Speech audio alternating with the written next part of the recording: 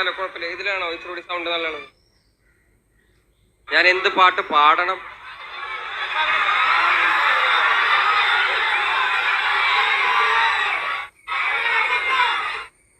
കേട്ടില്ല. പൊയ്കയിലെ അപ്പച്ചന്റെ പാട്ട് പാടാനാണെന്ന് പറയുന്നത്.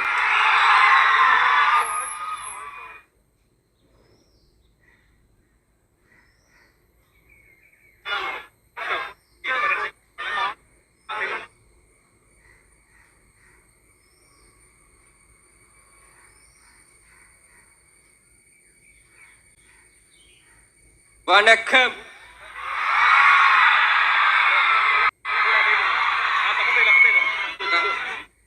നമുക്ക് വളരെ കുറച്ച് സമയമേ അനുവദീയമായിട്ടുള്ളൂ. ഞാനൊരു പാട്ട് പാടിയിട്ട് ഞാൻ പതുക്കെ പോവുകയാണ്.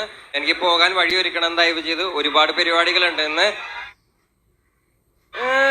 കടലമ്മ കരഞ്ഞല്ലേ പെട്ടത്, കണ്ണീരെല്ലാം അവളല്ലേ കട്ടത്, കരയില്ല കടലല്ലേ കണ്ടത്, കടലിന്റെ മക്കളാ കടലിന്റെ. കടലമ്മ കരഞ്ഞല്ലേ പെറ്റത്, കണ്ണീരെല്ലാം അവളല്ലേ കട്ടത്, കരയില്ല കടലല്ലേ കണ്ടത്, കടലിന്റെ മക്കളാ കടലിന്റെ. ഉപ്പുകാറ്റിൽ മീനു മണക്കും, നടുക്കടലിൽ കൊണ്ടാൽ കാറ്റ് കൊണ്ട് ചോര മണക്കും. നാളെ കര കാണുമോ അതോ ഇരയാകുമോ, കടലിൽ വെള്ളത്തിൽ വരച്ചൊരു വരയാകുമോ? മക്കളെ ശരിടാ ശരിടാ. Thank you so much.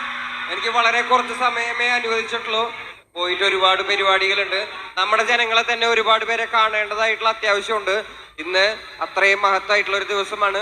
പോയിട്ട് വരാം മക്കളെ, പോയിട്ട് വരാം. Thank you so much. നമ്മളിന്ന് ഈ പരിപാടിയുടെ ഉദ്ഘാടനത്തിന്റെ ഭാഗമായിട്ട് ഉദ്ഘാടനം ചെയ്തതായി അറിയിച്ചു കൊള്ളുന്നു. ഒന്നാമത്തെ കാര്യം, ഉദ്ഘാടനത്തിന്റെ ഭാഗമായിട്ട് നമ്മളിന്ന് മഹാത്മാ അയ്യങ്കാളിയും കേരള നവോത്ഥാനവും എന്ന് പറയുന്ന ഒരു പുസ്തകം, അത് നമ്മുടെ പ്രിയപ്പെട്ട തോഴൻ ആർ അനിരുദ്ധൻ എഴുതി പ്രകാശനം ചെയ്തിരിക്കുന്ന ഒരു പുസ്തകമാണ്. അതിന്റെ പ്രകാശന ചടങ്ങും കൂടി നമ്മൾ ഇന്ന് നടത്തുന്നതായിരിക്കും. ആർ അനിരുദ്ധൻ സാറിനെ നമുക്കിപ്പോ വിളിക്കാം വേദിയിലേക്ക്.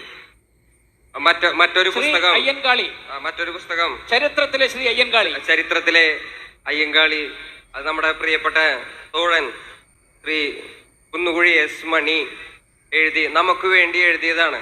നമ്മൾ എന്തുകൊണ്ട് അയ്യങ്കാളിയെയും ബാബാ സാഹേബ് അംബേദ്കറെയും തുടർന്ന് വായിച്ചു കൊണ്ടേയിരിക്കണം എന്നുള്ളതിൻ്റെ ഒരു കാരണം, നമ്മളിപ്പോഴും അടിമകളാക്കപ്പെട്ടിരിക്കുന്നു എന്നുള്ള കാരണം കൊണ്ട് മാത്രമാണ്. നമ്മൾ ആ അടിമത്തിൽ നിന്ന് മുന്നോട്ട് വരുമ്പോൾ അപ്പോഴും നമ്മൾ വായിക്കും.